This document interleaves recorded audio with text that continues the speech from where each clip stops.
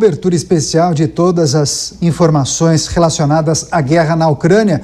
Tem mais informação, tem mais destaque, porque a Polônia planeja criar um fundo de mais de 9 bilhões de reais para auxiliar os refugiados da guerra na Ucrânia.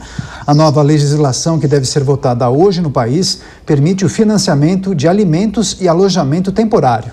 O texto prevê ainda que refugiados possam trabalhar e ter acesso à saúde pública e também assistência social.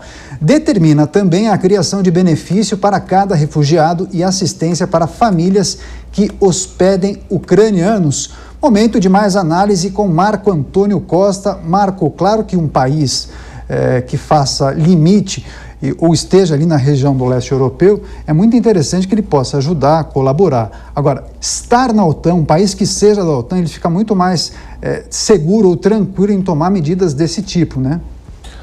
Daniel, esse é um dos custos. Você tem uma série de prejuízos diretos e indiretos quando se trata de um conflito como esse. A Ucrânia já tem aí mais de 10 bilhões de dólares em prejuízo no seu setor de construção, devastação por conta das invasões, das explosões, das bombas. E você tem também o custo dessa repercussão do êxodo em massa de migrantes ucranianos para os demais países.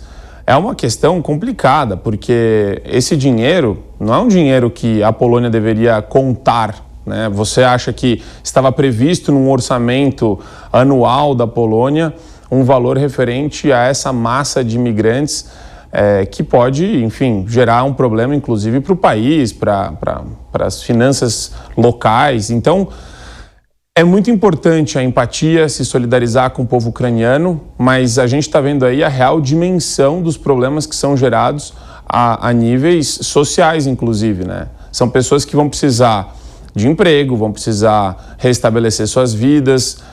Isso daí tem um impacto local, tem um impacto direto na Europa e nos países onde essas pessoas se destinarem. Então, é uma questão bastante complicada. Quer dizer, a gente está falando hoje numa massa de 1,5 milhão de pessoas que saíram da Ucrânia.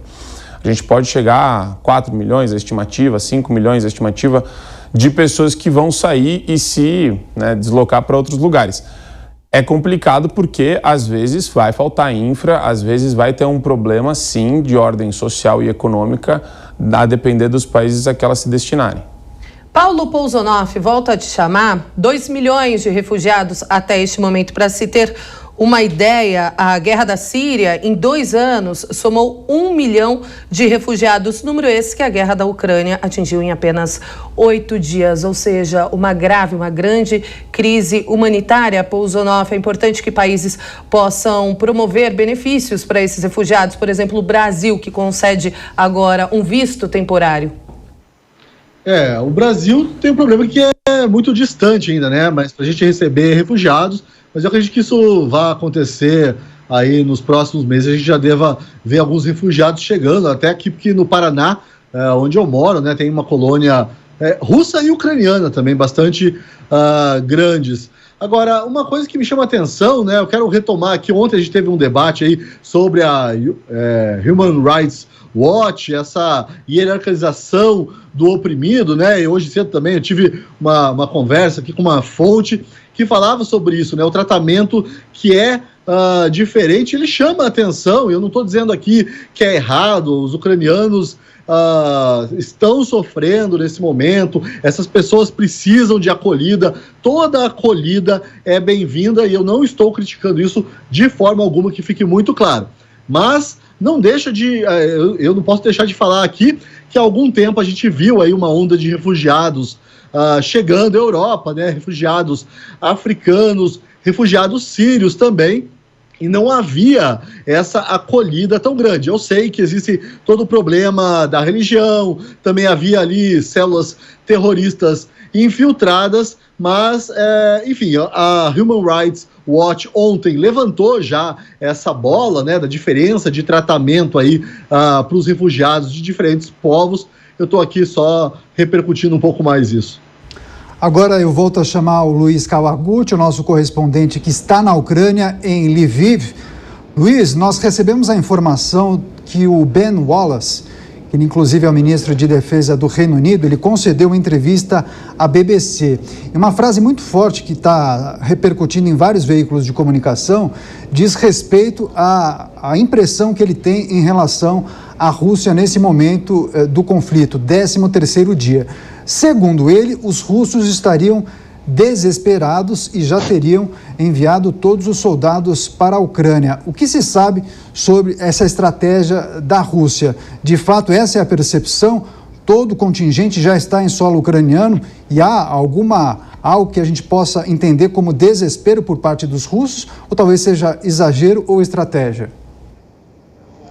Eu acho que a gente tem que ver com um pouco de cautela essa declaração, porque de fato haviam cerca de 200 mil tropas, e aí não estamos falando só de combatentes, estamos falando de equipamento pesado, estamos falando de equipamento de logística, estamos falando de blindados aí de ataque, blindados de transporte de tropas, aeronaves, somavam aí cerca de 200 mil combatentes totalmente equipados com tanques pesados, enfim.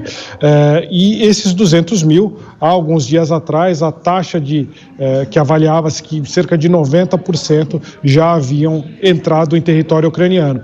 Então é altamente provável que 100% aí, os 200 mil já estejam em território ucraniano. Mas a gente tem que lembrar que essa não é toda a força da Rússia. A Rússia pode trazer reforços de diversas outras posições, ela pode trazer tropas da Sibéria, pode trazer tropas espalhadas aí por todo o país. Esse não é, de maneira alguma, todo o exército russo que está em território ucraniano. E desde 2008, a Rússia vem modernizando as suas forças, ela vem trocando aí os soldados conscritos, aqueles que fazem parte do serviço militar obrigatório, por soldados profissionais. Ela tem modernizado as suas tropas também. Então, esses soldados que entraram, a maioria deles são os soldados profissionais, os soldados que já tinham lutado, principalmente na guerra da Síria. Mas a Rússia ainda tem um contingente gigantesco e ela pode apelar para a conscrição, ela pode chamar os seus reservistas e mandar para a Ucrânia. Então, pensar que a Rússia já está exaurida, a gente tem que ver com um pouco de cautela esse tipo de afirmação.